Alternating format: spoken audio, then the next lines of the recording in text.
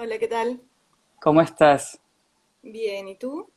Bien, te escucho un poco lejos. No sé si le podrías Me acerco más, no sé un poco... cómo, a Sí, ver no cómo sé si mejorar. tienes audífonos y que quizás No, te... no con micrófono. Ya, vale, no importa. Bueno, muchas gracias por estar aquí hoy, un domingo, con nosotros conversando. Como les contaba también a las otras personas, nuestros conversatorios anteriormente eran en la Cineteca y bueno, en Somia, en Valparaíso, y ahora hemos tenido que adaptarnos a esta nueva realidad virtual, como le llamamos. Pero también muy contentos porque estamos llegando a mucha gente que no podía ir físicamente a los espacios y que de alguna forma los estamos acompañando en estos difíciles momentos que se están viviendo, ¿no? Sí, bueno, estamos todos adaptándonos en todas nuestras áreas. Sí, no te escucho casi. No sé, es que no sé A si le ver, puedes subir también el volumen o... a ver. Disculpa, es que yo creo que también las personas no van a... Si yo no te Sí, escucho, creo que las personas tampoco. Déjame estoy subirle más. bien del teléfono, Sí, un poco mejor. mejor. Me acerco. Sí, yo Ahí, creo. truza, tan cerca, Sí, pero bueno, como te comentaba, bueno, nosotros estamos haciendo estos conversatorios sobre el mundo del cortometraje y nos interesaba mucho conocer la experiencia del Instituto de la Comunicación y la Imagen, no solo, bueno, por la trayectoria que tiene el instituto, sino también porque hemos recibido muchos cortos de ahí y varios han sido ganadores y finalistas, ¿no? Entonces, ha sido como un semillero también importante en el mundo del cortometraje en Chile. Entonces, no sé si nos podrías contar un poquito alguna historia de la escuela, cómo surgió, o si sabes un poco este cambio que hubo entre la escuela de periodismo al instituto, ¿no? sí, les puedo contar que la Escuela de Cine de la Universidad de Chile de alguna manera retoma unos hitos fundamentales muy anteriores relacionados con el cine en la Universidad de Chile. Por un lado, el Centro de Cine Experimental, que funcionó entre el año 57 y el año 73 del siglo pasado, Ujú, donde se hicieron películas muy relevantes y donde estuvo gente muy importante, muy interesante también, como Sergio Bravo, Pedro Chasque, Héctor Ríos, Elvio Soto, Miguel Litín. Eh, en ese contexto se hizo, por ejemplo, El Chacal de Nahuel Toro, así como para darte un ejemplo, pero también muchos cortometrajes muy experimentales, como decía su nombre, ¿no? Y también en la Cineteca de la Universidad de Chile, que sigue existiendo, digamos que ujú. continuó, pero estuvo, digamos, se ha reflotado como un lugar donde de restauración y de conservación.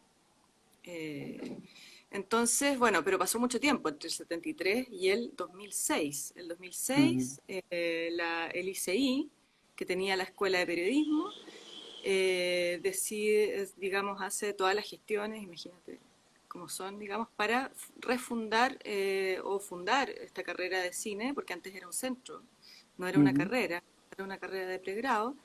Entonces ahí se crea el 2006 la primera año de admisión, o sea, en realidad se crea el 2005 y empieza el 2006 la Escuela de Cine de la Universidad de Chile, o sea, hace muy poco, es O una sea que escuela muy... hace, o sea, claro, el 2021 van a ser 15 años recién. Claro, es muy poquito, Ujú. eh, pero de alguna manera recoge esta tradición, ¿no? Claro, sí. Además que de las escuelas de periodismo, creo que la de la Chile fue una de las primeras en Latinoamérica también, ¿no? Como pionera y como escuela de periodismo y luego con el instituto también, que además lo aborda eso, no solo como una escuela de cine, sino también eh, con la escuela de periodismo en conjunto, que eso es algo muy interesante, ¿no? Como, eh, y bueno, que al llamar también escuela de comunicación e imagen, también te da un amplio sentido porque ahora como las tecnologías cambian tan rápido, pues obviamente también hemos visto como que el instituto ha ido también asumiendo un montón de cambios, ¿no? Como que es un instituto muy joven, pero ha sabido como actualizarse y ir poco a poco, ¿no? Absorbiendo todos estos cambios tecnológicos que son tan rápidos y que la academia siempre tarda un poco más en actualizarse, ¿no? Sí, no sé a qué cambios exactamente te refieres, porque hemos tenido muchos cambios, de hecho estamos sufriendo cambios Mm. importantes en este preciso momento. Estamos viendo y, digamos, solucionando sobre la marcha también cómo enseñar cine a distancia, cosa que nunca nos propusimos. Sí. Pero es una gran oportunidad para reinventarse también, Mm. para Sí, me también refería justamente a eso, a los cambios tecnológicos, ¿no? Como que sobre todo en esta carrera, pues obviamente la tecnología se siente cada vez más. Nosotros, de hecho, hablábamos que era para nosotros ahora tener cortos en Instagram es lo más natural y hace 2 años para nosotros en el festival era impensable. Y sí, no, las cosas han, o sea, en estos 15 años, últimos 15 años han cambiado, pero de una manera súper dramática. Y bueno, y si uno piensa, yo cuando estudié cine también, o sea, nunca me imaginé poder editar en mi casa, ponte tú. claro, Tipo de cosas, ¿no? nosotros, bueno, hacía un festival de cortos en Caracas y claro, nos llegaban los VHS hace 20 años. O sea, como que, y era una convocatoria latinoamericana y llegaban los cortos en valijas diplomáticas porque era también muy caro hacer envíos entre países. Y eso fue hace solo 20 años, ¿no? Como que, Claro. Y hace 10 te llegaban cintas Hi8, no sé, o mini sí, DV. claro. Y pensar en una cinta es totalmente anacrónico. Sí, y también hablando con otros realizadores otros días, es como el impacto que ha tenido en la realización, lo que tú dices, editar en la casa, que ahora es como ya es editar en el móvil, en el celular, o sea, ya ni siquiera es en la casa, puedes editar desde tu celular. Sí, yo encuentro que eso tiene gran impacto en la creación. Para mí es muy maravilloso porque como que se puede retomar algo que alguna vez quizá existió en algunos cineastas privilegiados que tenían acceso a cine en 8 milímetros, qué sé yo, que es Ujú, algo que es muy íntimo de la creación. sí, Poder crear en tu casa o poder crear con tus amigos y no tener necesariamente que pasar por explicar demasiado lo que quieres hacer, te abre posibilidades de hacer cosas que, digamos que si las tuvieras que explicar antes de hacerlas, quizás ni siquiera te animarías a hacerlo, ¿no? sí, y perderías también. Yo creo que también, bueno, tú siendo coordinadora de la carrera, bueno, el primer año de la carrera, me gustaría preguntarte cómo hacen para manejar un poco las expectativas que tienen los alumnos al llegar a esta carrera, ¿no? Y con todo ese conocimiento que ahora ya tienen, ¿no? Que saben editar a veces y que tienen unos conocimientos tecnológicos bastante avanzados y con las expectativas de la carrera. ¿Cómo lo ves tú con los estudiantes de primer año? Bueno, los conocimientos con los que ya vienen son fantásticos. Yo creo que como que hacen como no tener que pasar tanto por cosas que antes había que invertir mucho tiempo, digamos. La parte tecnológica ya está más o menos incorporada. Ahora, Ujú, con las expectativas, no sé, bueno, el cine siempre tiene, cualquier carrera creativa entra en conflicto con las expectativas, porque es entrar en ujú. un mundo muy incierto, muy, digamos, en un terreno no tan seguro como, bueno, yo hago clases hace mucho tiempo en primer año, también muy distinto al del mundo del colegio, ¿no? Donde sabes lo que va a entrar en la prueba y si estudias exactamente, qué sé yo. Crear es otra cosa, crear uno nunca sabe, uno siempre se está tirando a la piscina sin agua, ¿no? Uno nunca sabe si va a funcionar, por más experiencia que tenga, siempre es nuevo. Cada situación en la que uno está creando es completamente inesperada, nueva, llena de desafíos. Entonces, claro, por eso es complicado, digamos, con eso hay que lidiar cuando uno entra a estudiar cine. Y también, claro, con las expectativas puede tener que ver como con Hollywood, ¿no?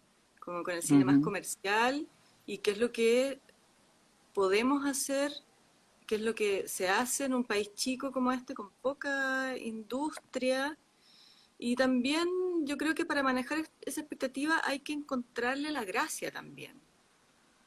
O sea, bueno, y sobre todo en este momento, ¿no? Que podemos hacer cine de bajísimo presupuesto, sino cero presupuesto, y la libertad que eso puede implicar, ¿no?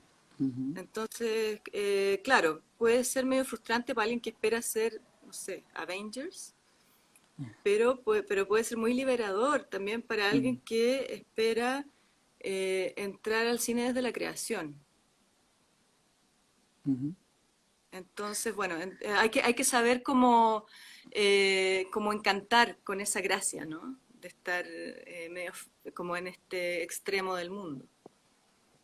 Claro, y ahí yo creo que bueno, el valor que tienen los cortometrajes para la escuela o para estos espacios de creación inicial es muy grande, ¿no? O sea, como ya me imagino que desde el primer año están haciendo cortos en el Licey. Sí, ellos empiezan, o sea, es lo primero, no, bueno, yo hago taller además, que es donde se hacen los cortometrajes y no esperamos mucho, no le damos muchas Ujú, vueltas, sino que lo que hacemos es dar ejercicios, porque creemos que el cine no se puede enseñar, ninguna ujú, carrera creativa se puede enseñar realmente. ¿Ah? Cada persona que lo hace lo está inventando, entonces no hay manera de enseñar. Lo que sí podemos acompañar un proceso, se puede practicar. ujú. Entonces creemos que hay que practicarlo mucho. Hay que practicar y a la vez reflexionar sobre lo que se está practicando. Pero exactamente enseñar, digamos, no hay recetas. Todo el rato se están inventando cosas nuevas y esa es la gracia, ¿no? Claro, y en ese rol en el taller que comentas ahora, ¿cuáles son los límites que te planteas, ¿no? Entre lo que ellos van a experimentar y cómo esa guía, cómo afrontas tú esa guía con los alumnos? Sí, bueno, primero hay que estar abierto a todas las posibilidades. Uno da un ejercicio y todo lo que no contravenga las reglas, los límites que uno puso, están totalmente permitidos. Entonces, claro, uno se sorprende todo el tiempo y uno también tiene que dejar de lado un poco el gusto propio, aunque uno tiene que Mm, manifestarlo, digamos, uno todo el rato está transmitiendo un gusto, pero también es muy importante que cada estudiante eh, cumpla, digamos, lo mejor posible con lo que él mismo se planteó, ¿no? En cada pieza creativa. O sea, no existe bueno o malo, existe como le sacó todo el jugo posible a esa idea, ¿no? Excavó lo suficiente. ujú. Eh, entonces por ahí más o menos va como uno se enfrenta como profesor a los ejercicios.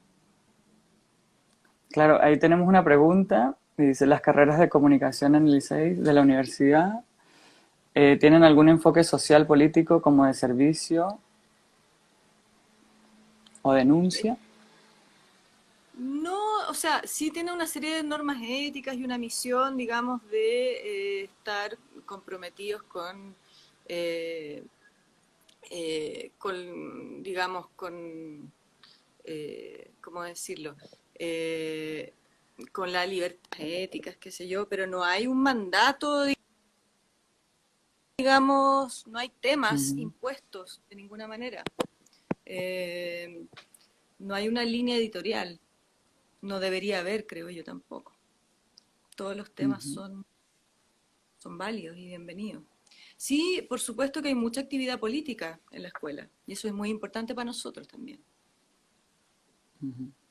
Y por supuesto Y esos en temas ese, generan la actividad creativa, pero es cosa de los estudiantes, no de la escuela. claro que es justamente de la libertad que comentas, ¿no? Como de que ellos sean capaces de proponer temas y de llevarlos a cabo, que yo creo que en el cortometraje, como es siempre es más contingente, a nosotros los cortos que nos llegan a veces nos sorprende porque son temáticas muy actuales, porque claro, el proceso de producción de un corto es mucho más rápido que el largometraje, entonces no solo porque los hacen normalmente o mayoritariamente jóvenes, sino también porque al estar en un contexto académico también estás como justamente reflexionando sobre todas las cosas que pasan a tu alrededor, y más en una escuela o en instituto como el Licey, ¿no?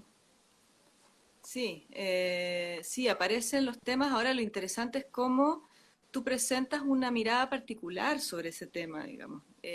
Mm, Creo que lo importante cuando estás trabajando en el ámbito de la creación, del arte, es cuestionar ciertos discursos que ya están impuestos, ciertas maneras de ver que ya están impuestas por los medios, porque sé yo, son discursos como dados, masticados, entonces lo interesante es desaprender todas esas mm, maneras de mostrar.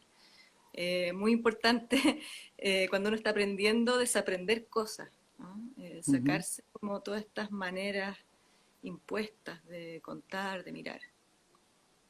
Sí, y creo que bueno, que eso destaca mucho cuando nosotros cuando vemos cortometrajes, que bueno, la primera convocatoria que fue más amplia nos llegaron 300 cortos, el 2018 nos llegaron 200 y tantos porque acortamos las fechas de producción.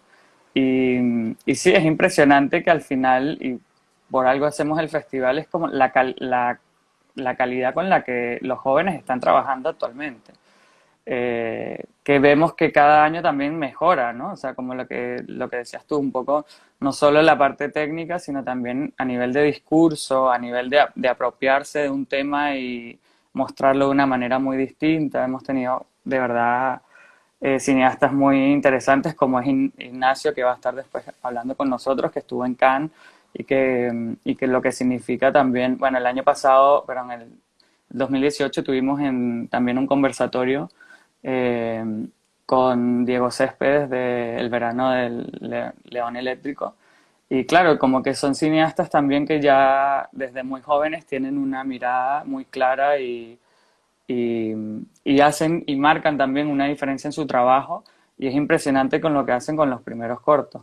Justamente, ¿qué crees tú que representa para un joven realizador o una joven realizador un cortometraje?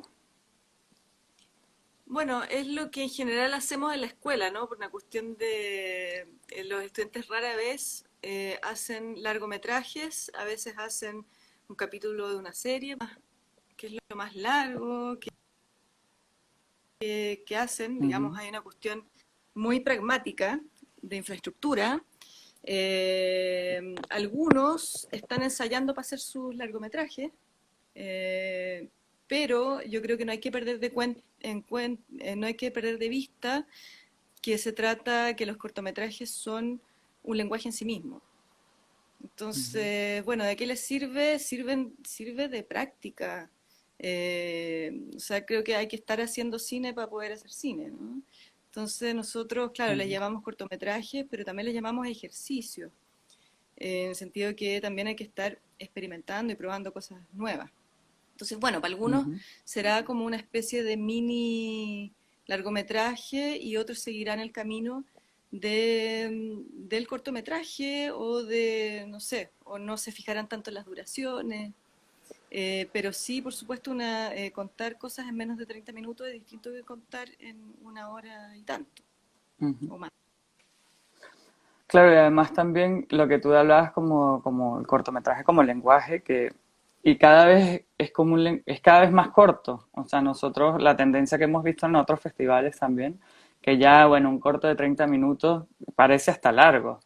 Y como también el consumo que estamos haciendo de audiovisuales o de video en redes sociales nos ha hecho un poco cambiar esa visión que tenemos de lo que dura un video, que es como ver 2 minutos en Instagram o en Twitter es como mucho, pero si lo ves en Facebook puede ser 10 minutos, está bien. O sea, también cómo crees tú que la academia un poco está afrontando todos estos nuevos retos en la forma en que estamos no solo, o sea, realizando, sino también consumiendo audiovisuales. No sé si lo toman en cuenta o...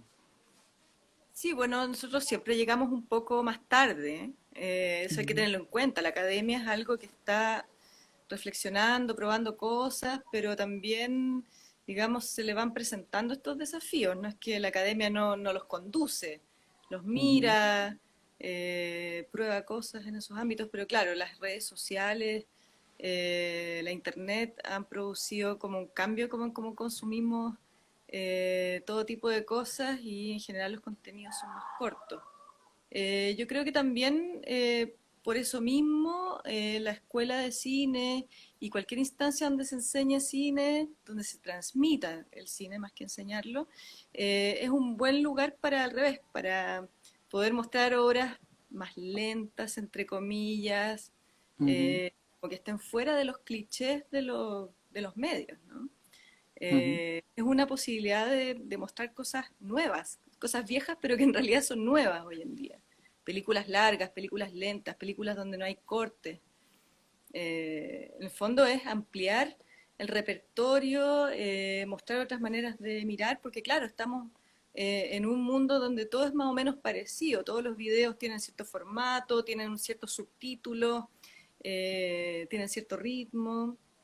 Entonces, claro, la academia yo creo que tiene que recoger, pero también tiene que, al revés, mostrar otras cosas, porque los medios son muy homogeneizantes. ujú, Eh, Crean como maneras que se empiezan a anquilosar, que se empiezan como a fosilizar también. ujú. Paradójicamente, porque se supone que todo avanza, pero también se fosilizan muchas cosas, muchas maneras de contar, de mostrar. Sí, sí, sí. Nos parece que es como, sí, como este tipo de, ahora que todo es tendencias, ¿no? Y que al final marcan mucho con referentes y que después se quedan, como dices tú, ¿no? Como que a veces vemos también en lo que en los cortos que nos llegan al festival, que de repente, bueno, el 80% son dramas bastante noveleros, un poco melodramáticos, y nos sorprende cuando sale una comedia que a lo mejor no es de la calidad que esperábamos o es de realización impecable, pero es como una bocanada de aire con algo nuevo, con un, a lo mejor humor negro y tal, y eso también destaca muchísimo, ¿no? Justamente como que es esa vuelta de rosca de decir, bueno, hago algo, pero de una manera muy distinta o diferente a como se ha venido haciendo. Sí, bueno, es que como que hay una cosa como medio automática en los seres humanos de reproducir lo que ya vieron, ¿no? Hay Mm, como un impulso mimético. Entonces, ¿cómo tú ujú, rompes ese impulso también, ¿no? ujú, Eh, entonces, por eso que hay que tratar como de conducir de alguna manera, y eso es poniendo ciertos ejercicios, poner ciertas restricciones, muy bueno ujú, para doblarle un poco la mano a esa hegemonía, ¿no? ujú. No sé si tienes alguna anécdota de algún rodaje de corto o algo que haya pasado. Oh, estuve pensando, claro, porque tenía como una pequeña pauta de las preguntas y no tengo ninguna ¿No? anécdota así especial. O algún realizador o realizadora que te haya sorprendido con algo muy distinto. Sí, yo diría que quizá a mí me ha tocado guiar algunos títulos eh, y por ejemplo el corto que guié el año antepasado que se llama Especulaciones sobre Juan Ramos de Fernando Vergara y Constanza Lang. Eh, Creo que me sorprendió porque, claro, rompió como ciertos esquemas, cierto como maneras de hacer que están un poco más estandarizadas, como, no sé, pues, bueno, es un cortometraje documental que trabaja con material de archivo. Y tuvo una manera de hacerse que fue muy distinta, porque es un corto que se fue armando sobre la marcha, digamos. Hubo que inventar una manera nueva de planificar, por ejemplo. Ujú, Entonces todos tuvimos que adaptarnos a una forma de trabajo que se inventó junto con el cortometraje. Y bueno, y el ujú. resultado quedó muy bueno también. Todavía no apareció, lo estuve buscando a ver si estaba por ahí disponible, y todavía no, todavía está como en la Bueno, etapa. ojalá nos llegue a cortos en grande este año y lo tengamos en Sí, competencia. sí. Y nos preguntan también que cuántos talleres tienen los alumnos en la carrera y cuál es como la evolución del estudiante. Bueno, tienen primero este taller de primer año, que es un taller más bien exploratorio, que no tiene digamos, no es ni documental ni ficción, ahí se dan muchos híbridos, también es muy bueno. Bueno, hay una tendencia en la ficción que tiene harto que ver como también con las tendencias actuales. Mm, Bueno, en segundo año actualmente pasan un taller de ficción, donde hacen proyectos de ficción, de cortometraje y ficción. Luego en tercer año tienen un taller documental. Estoy hablando de talleres anuales, que en realidad son 2 talleres porque se dividen en semestres. ok, Tercer año, perdón, que se me acaba la batería y tengo que estar no te conectándolo. preocupes. En tercer año tienen este taller documental, y en cuarto año tienen un taller que se llama taller de medios, que es en el fondo una manera de enfrentar el problema de la televisión en este momento, porque la televisión se ha Ujú, desdibujado, ha cambiado y ya no podemos decir exactamente qué es mm, televisión. No es solamente lo que vemos cuando prendemos la televisión, ¿no? También son plataformas como Netflix y similares. sí, Entonces, bueno, así, esos son esos 4 talleres. ok. Eh, no sé qué más podría decir de la evolución. Bueno, la evolución es que los estudiantes, bueno, practican mucho, ¿no? Tienen muchos talleres, pero además tienen muchos cursos teóricos. Es Ujú, una escuela difícil en ese sentido, que además de hacer mucho hay que leer mucho, hay que escribir mucho, y también hay cursos técnicos de fotografía, de sonido, de montaje. eh, ujú, entonces, en ese sentido es bien variada. claro. Oye, ya para cerrar, que nos quedan 2 minutos, justamente al principio ya estábamos un poco hablando de los retos que tiene la escuela. Y tú nos hablabas o nos mencionabas el tema de la educación a distancia. ¿Crees Sí, que además de ese es el mayor ahora o qué otros retos tiene la escuela? O, sí, en este momento, claro, es lo que nos tiene tomados, digamos. Lograr hacer una educación a distancia, lograr planificar, replanificar y también aprovechar este momento, ¿no? Digamos, tiene sus desventajas, por supuesto, no se puede rodar en equipo, pero sí se pueden explorar maneras de filmar sin cámara, o sea, con el computador, usar material de archivo, trabajar con todas las herramientas que tenemos y también explorar como lo infinito que puede ser la propia casa, ¿no? Como tema, porque ese es el gran tema que ujú, tenemos, estar en la casa. Eh, y bueno, pero un poco más a largo plazo, bueno, la escuela tiene desafíos como tener una planta mayor de profesores, digamos, a contrata y no honorario, que es un ujú, asunto que cruza la universidad. Eh, y en ese sentido, bueno, consolidarse como escuela, quizá como departamento, estamos en un instituto, no en una facultad, entonces hay pasos todavía que seguir para tener un poquitito más de autonomía, creo yo. Eh, y, eh, y también yo creo que más a nivel creativo, más a nivel conceptual, yo creo que un gran desafío es investigar en cine, experimentar en cine dentro del contexto de la universidad. Que los ujú, profesores, qué sé yo, los creadores que están involucrados con la escuela hacen cine por fuera, digamos, hacen cine financiados por el fondo audiovisual, qué sé yo, pero ¿qué sería experimentar e investigar en cine dentro de la universidad? Yo creo que ese es un gran ujú. desafío. Sí, el tema de la investigación yo creo que es algo que sí que estamos un poco en debe en Chile, ¿no? Como que hay esfuerzos, pero se necesita mucho más financiamiento y el fondo audiovisual es bastante pequeño para investigaciones. eh, y sí, las universidades también eh, tienen presupuestos bien acotados. Yo creo que la academia, eh, o sea, debería haber un fondo mucho mayor, ¿no? Para investigaciones y para el... Sí, además que una investigación que no conduzca, porque se hacen investigaciones, pero son para hacer un documental, digamos, son investigaciones, por un lado, utilitarias, digamos, para Ujú, terminar una película y esa investigación va a quedar totalmente borrada, digamos, no borrada, pero no se va a compartir con nadie.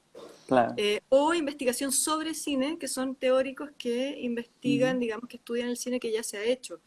Pero claro, investigar en el cine, en el ejercicio del cine, yo creo que ahí ujú, hay todo un mundo que no está tan explorado, que es la investigación en la misma obra. Es un tipo de investigación que todavía no se consolida en la Universidad de Chile, que sí está en otras universidades, Mm, pero es un tema más o menos nuevo, como de final de los años mm, 90 del siglo pasado. claro. No así de Bueno, investigación. Daniela, muchísimas gracias por tu tiempo, por estar con nosotros un domingo y nos alegra mucho que estés con salud y que, bueno, esperamos que estés muy bien por allá en tu casa. No, muchas gracias. Ha sido un placer conversar con ustedes. Que estés muy bien. Chao. Chao.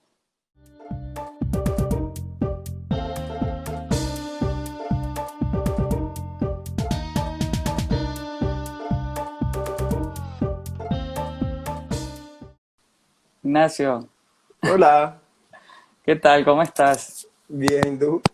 Bien, tanto tiempo. Sí, ¿Cómo has estado? bien, dentro de todo bien. ¿Y tú? Bien también. Bueno, un poco, bueno, como todos, ¿no? Viendo día a día y asumiendo los retos por día y no ni siquiera por semana. Pero bueno, estamos muy contentos de que nos puedas acompañar hoy porque además fuiste ganador de la primera edición del festival y para nosotros es como una edición muy querida porque justamente fue el primer año que logramos hacer el festival y además con un corto que es muy importante para el cine chileno, porque al final haber estrenado en Cannes y toda la carrera que hiciste después en un montón de festivales, eh, pues nos alegra muchísimo nosotros haber sido también un poco ese cierre, ¿no? de ruta de festivales y como nuestro festival es bienal, pues nos permite justamente eso, ¿no? Eh, no sé si, yo creo que a lo mejor empezar por un poco cómo surgió la idea de tu corto y bueno, tratar de recordar un poco esas historias de hace varios años. Sí, bueno, que también un poco como lo que hablaban antes con la Daniela, este corto fue mi corto de egreso de la Universidad de Chile y fue un proceso que partió como con la idea de rescatar un hecho que fue el allanamiento a la discoteca Quasar el año 96 y que es un hecho como que fue bien tremendo porque a los transformistas que trabajaban ahí los ficharon después. Y después hizo un capítulo de Informe Especial, que era este programa como de denuncia, que sobre todo en la década de los 90 tenía una importancia súper grande, porque estaba la idea de que estaba denunciando como los crímenes de la dictadura y todo, y entre medio como que hacen como estos especiales como de homosexualidad, que tienen una visión súper conservadora, como criminalizadora también, o sea, como iba en la línea de que en esa época la homosexualidad estaba penalizada por ley bajo la figura de la sodomía, que recién se derogó esa ley el año 98, que es como muy tarde. Entonces, bajo esa figura es que pasa este allanamiento a la discoteca Quasar, que era como un ícono del ambiente gay como más popular de esa época, y se llevan presos los transformistas, algo que pasaba bastante seguido, pero lo distinto es que ese allanamiento lo graba Informe Especial y quedan además fichados como hacen estas fichas homosexuales que se llaman. Entonces, como la idea como de rescatar ese hecho, nace la idea de Locas Perdidas y también como de hacer como, que eso es lo que a mí me parece bonito del cine, que a veces permite hacer historia como desde otro lugar, como de un lugar menos oficial, por así decirlo. Y eso era lo que a mí me interesaba. Entonces el corto parte con ese hecho, como cuando lo están fichando, pero todo lo demás tiene como un tono súper íntimo y es él en su casa, con su familia, y habla un poco desde ese lugar. El corto se puede ver en Onda Media, donde dice Javi Noob. Sí, el Ahí. corto se llama Locas Perdidas, que nos estaban preguntando por ahí, y está en Onda Media, liberado para todo Chile. Y, y, bueno, también lo que comentaba, haciendo un trabajo de título, ¿cómo es el desarrollo? Como para que también los que están estudiando o empezando o están pensando en estudiar cine, ¿cómo se desarrolla un proyecto y cómo la escuela te acompaña y hasta dónde entra la escuela, hasta dónde está el estudiante? ¿Cómo? Sí, o sea, yo ahí puedo hablar como bien desde mi experiencia. Primero se hacen pitching a final de quinto año, que es el año como de egreso.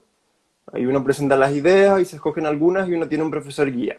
En mi caso, nuestro profesor guía fue José Luis Torres Leiva y que fue un proceso como muy lindo porque él estuvo muy presente en todo el proceso. Estuvimos como trabajando con él desde, tuvimos como para tiempos de escuelas bastante, trabajamos todo el primer semestre solo en el guión y después fuimos a rodaje. y él nos acompañó durante todo el proceso. Entonces como que fue un momento muy enriquecedor dentro de la carrera, porque además José Luis es como una persona muy generosa y muy inteligente, como muy sensible, como que teníamos mucho que aprender de él, y él estuvo siempre como muy disponible a enseñarnos y acompañar el proyecto. Entonces fue en general una experiencia como muy enriquecedora y que yo le guardo como mucho cariño como del proceso de la escuela. Fue como uno de los como grandes momentos todo ese año que tuvimos, que fue como un buen momento para cerrar la carrera, y todo lo que trabajamos con él fue como muy bonito además, y como muy enriquecedor.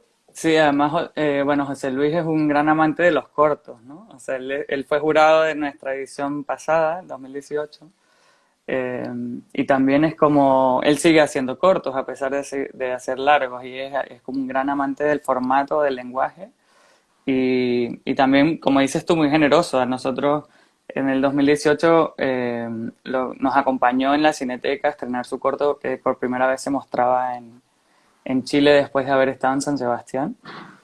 Y sí, o sea, yo creo que algo que hemos visto también en las entrevistas o en los conversatorios que hemos tenido con los estudiantes, siempre los mejores resultados también se ven cuando tienen profesores guías que se involucran de una manera abierta y respetando un poco al nuevo o nueva realizadora, pero también, ¿no? Impregnando ese amor por el cine y por los cortos. Y eso yo creo que José Luis también tiene mucho, mucho que ver. Y no sé si también recuerdas alguna anécdota de rodaje, algo que haya pasado o que se haya salido de control, o algo bonito que te gustaría compartir. Algo que se haya salido de control, sí, no sé si es como tan anecdótico, pero igual creo que puede ser una buena anécdota. Eh, Nosotros grabamos todo en una casa que era la casa de mi abuela, y estaba como pegada al regimiento de Buin. O sea, no pegada, pero al frente está el regimiento de Buin. Entonces, Okay. cuando estábamos como haciendo una de las escenas del final, estaban como ensayando la orquesta porque era septiembre. Entonces había mucho ruido y no podíamos grabar porque había mucho ruido. Y como que la Mariana, que es la productora, fue a hablar con los milicos y como toda una cosa ahí, y logramos que pararan. Ella logró que pararan, en verdad. Y ahí seguimos con el rodaje. Eso es como una anécdota de algo inesperado que ahí que Mariana logró solucionar.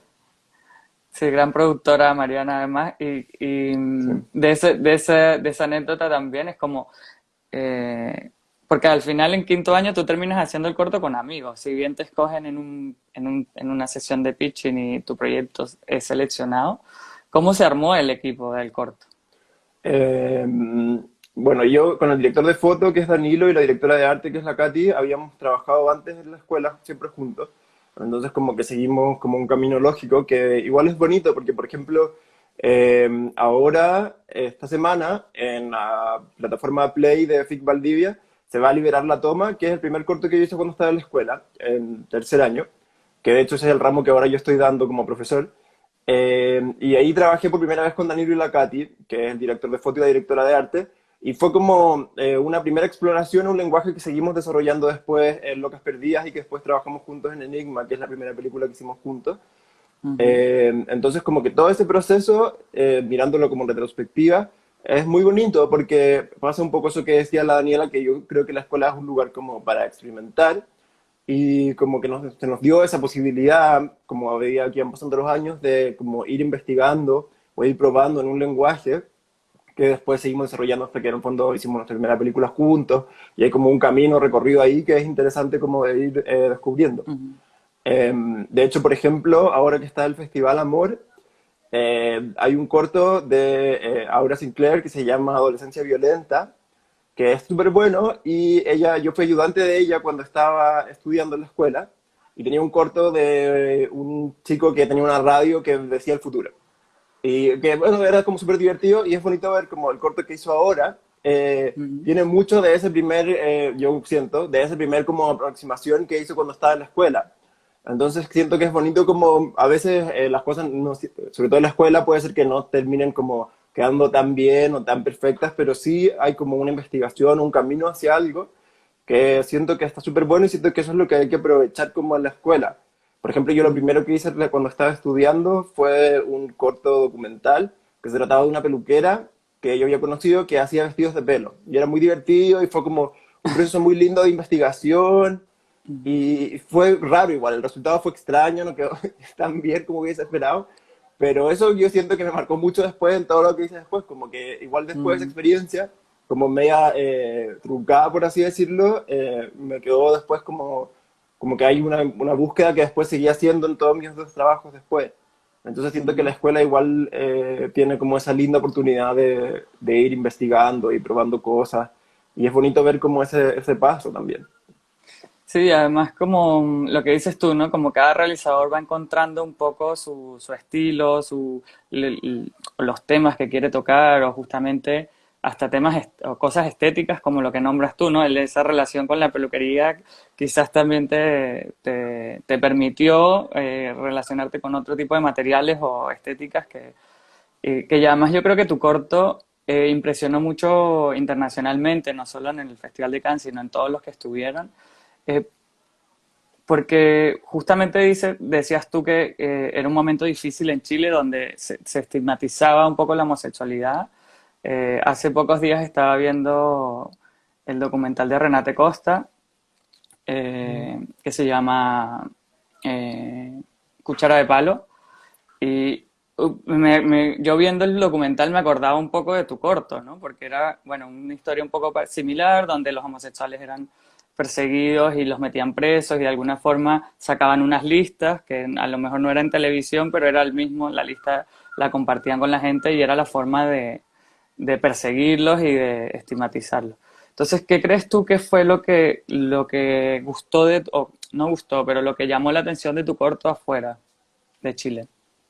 Sí, o sea, yo creo que varias cosas, como por un lado está como esto de que tiene como el tema de, como de la discriminación y lo histórico y esta persecución como institucionalizada a través del Estado, que igual en ese sentido Chile es como un país muy conservador y que en distintas cosas como que uno se empieza a olvidar, pero realmente que la homosexualidad haya estado penalizada por ley hasta el año 98, habla como de que vamos muy atrás, o es como, imagínate, la ley de divorcio recién salió el año 2004. Entonces eso habla un poco también como de cómo es este país, en verdad. Que por suerte está cambiando y todo, pero todavía está como esta gente muy conservadora que está muy presente en los medios y todo. Y yo creo que, bueno, eso por un lado, y también yo creo que por el tratamiento que tiene, por cómo está filmado, yo siento que eso y también que nos intentamos acercar al trabajo de como una forma honesta. Entonces como que está como esta intimidad que creo que está súper bien lograda en ese trabajo y fue como algo Ujú, bonito que sucedió. Y creo que eso se logra transmitir y en general la gente como que conecta con eso. Como por ejemplo con la relación de los hermanos, con la relación de ujú. ellos. Como que creo que todo ese trabajo fue como dando fruto igual. Y también es como que siento que la gente conecta a través de ese lugar, no solo como de lo histórico, sino también como de las Ujú. relaciones que pasan en la familia. Y eso creo, en general. ¿Y qué puertas sientes tú que te abrió el corto? Muchas. O sea, de hecho, nosotros cuando estábamos haciendo el corto, más que nada pensábamos como, bueno, nuestro trabajo de tesis como que va por ahí.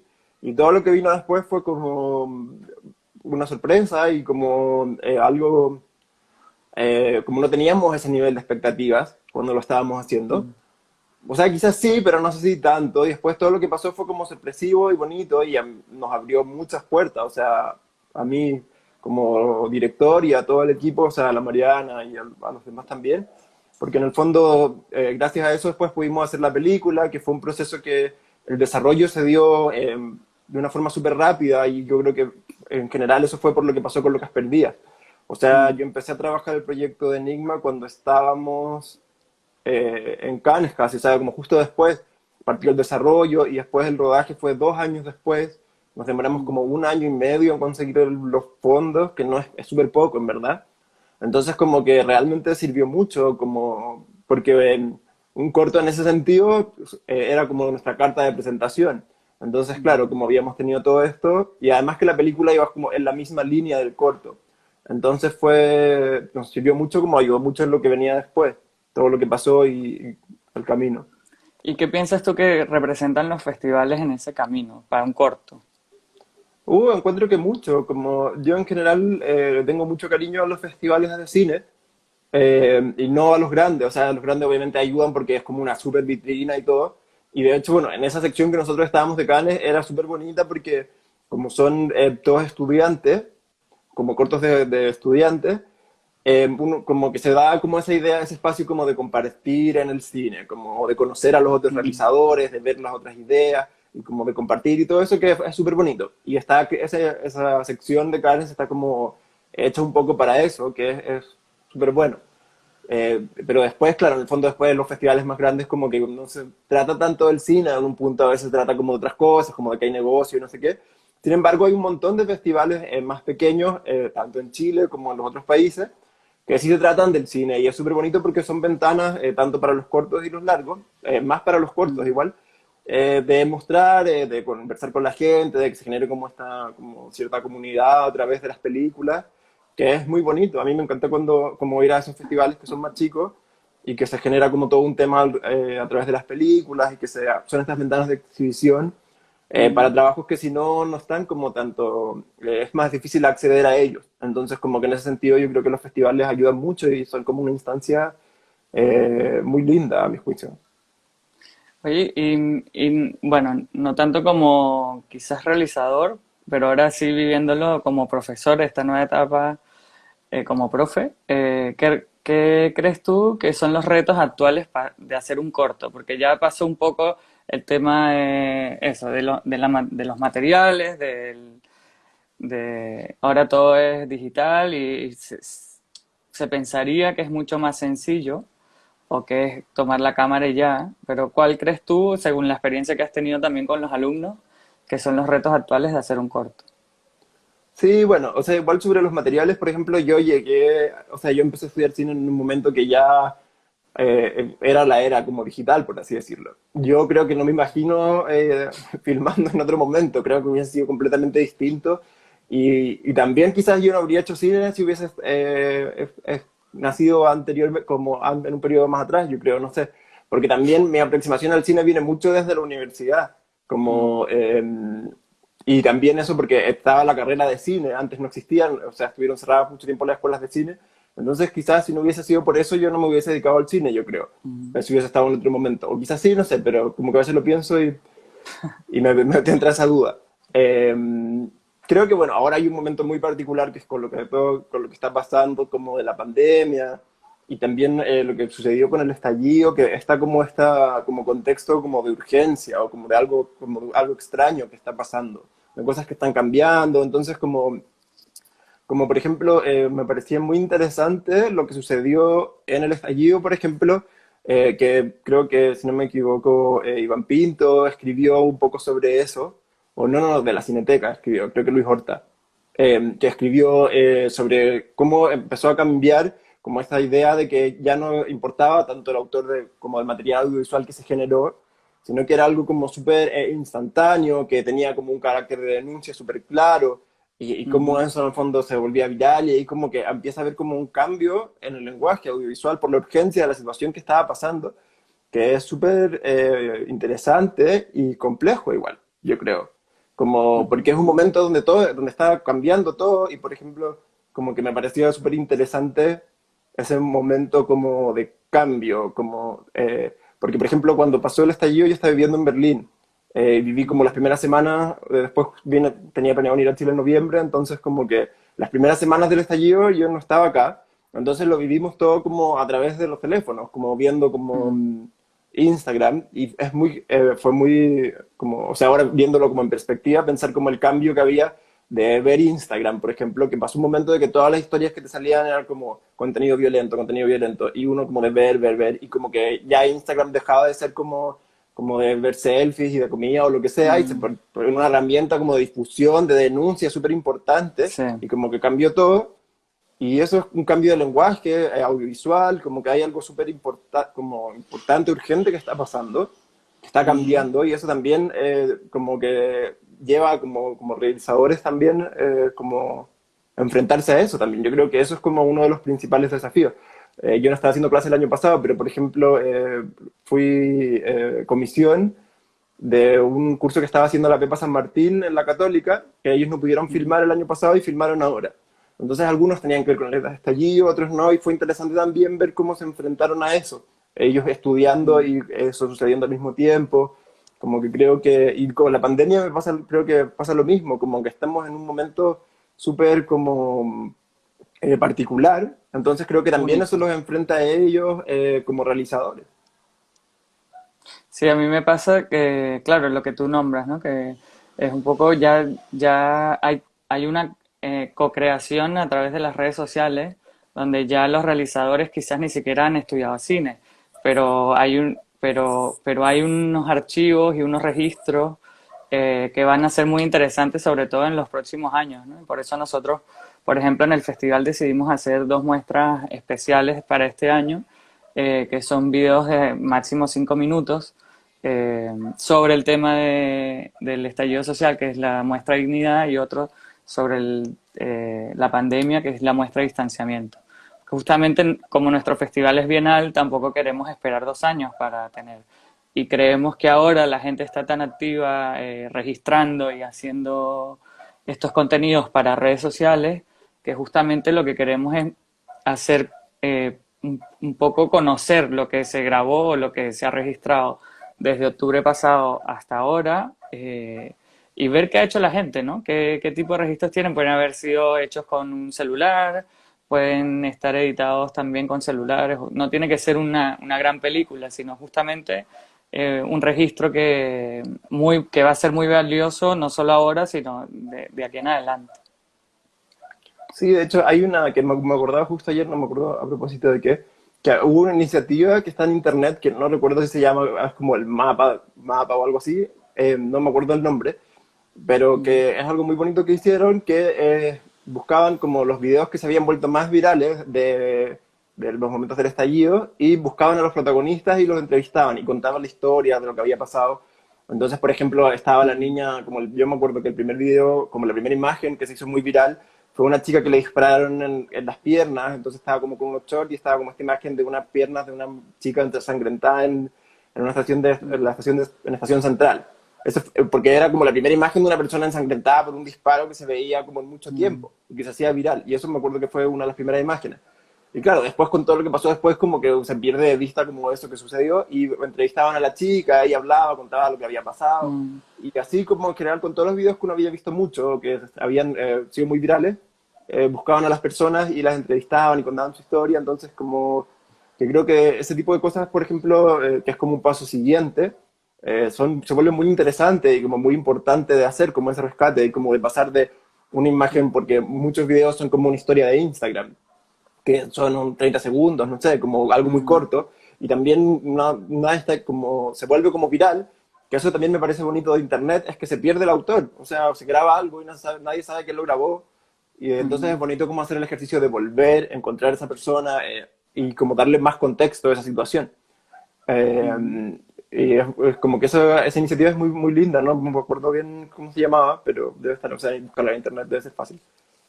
Ahí la buscaremos porque yo creo que también eso, o sea, va a ser un año justamente no solo por el estallido, sino lo que estamos viviendo ahora, donde sobre todo hasta el estudiante desde el primer año va a querer hacer algo sobre esto, ¿no? Es un momento único en la vida de cualquier persona y quizás no lo volvamos a vivir, por lo menos nuestra generación. Y yo lo que he sentido también por el interés que ha generado la convocatoria es que mucha gente tiene ganas de contar historias, aunque no estudie cine, aunque no estudie periodismo, aunque hay como el tener ahora un celular con una cámara y pasa como este efecto Instagram, ¿no? Que es como todo el mundo se cree fotógrafo y ahora con las historias y con el video todo el mundo se puede ser un realizador, ¿no? Sin haber estudiado, ¿no? Formalmente. Sí, o sea, yo creo que, por ejemplo, hay como una aproximación de las redes sociales y el lenguaje yo creo que es muy interesante. Y que, por ejemplo, y que también creo que influye un poco en cómo se han dado como las revueltas sociales del último tiempo. Porque, por ejemplo, cuando fue el 2011 existía Facebook. Y Facebook es más de la palabra, o sea, es más como de escribir un estado. Y yo recuerdo que en 2011, cuando había una marcha, se hacía un grupo de Facebook. Entonces hay un proceso mucho, o sea, un Claro. evento de Facebook, que era lo que se hacía en ese tiempo. Que es mucho más lento el proceso, porque tiene que haber una persona que se tiene que hacer cargo de ese evento, o sea, tiene que haber una persona que es como el responsable de lo que está Ujú. pasando. Yo me acuerdo que se hacían eventos de las marchas. Entonces ahí tenía que salir una descripción y eso se hacía con mucho tiempo de anticipación y como que el proceso de que ese evento o esa información llegara a los demás, claro, era Ujú. más fácil porque ya existía Facebook, pero Instagram es mucho más inmediato y se pierde un Sí, poco esa idea de que alguien tiene que ser el autor. O sea, cuando existían estas convocatorias a las marchas, medio que no se sabía quién las hizo en general. O sea, apareció una imagen, que es como lo que sucede con los memes, que ujú, aparece una imagen y uno la empieza a replicar, pero no se sabe bien como cuál es el origen de esa imagen.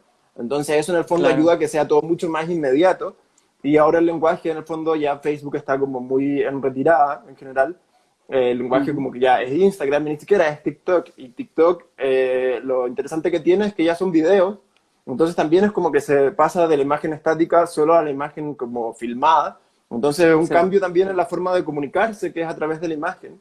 Lo que me sí, parece que es muy interesante, como por ejemplo yo no estoy en TikTok, pero creo que por ejemplo las generaciones más jóvenes, que están ujú, como más conectados con la tecnología, tienen una aproximación a la comunicación que es súper distinta porque es visual. Y es lo que sucede con los memes y como todo eso que creo que es y la interesante cómo va posibilidad de evolucionando. interactuar, porque Claro, tú puedes hacer una parte del video y otra persona lo completa y así vas, es una experiencia de co-creación colectiva. Que, bueno, nos queda un minuto, nos dice el Instagram. No me quería ir sin que nos contaras en qué estás ahora. ¿Es verdad que la segunda película es más difícil que la primera? sí, no sé, estoy escribiendo ahora.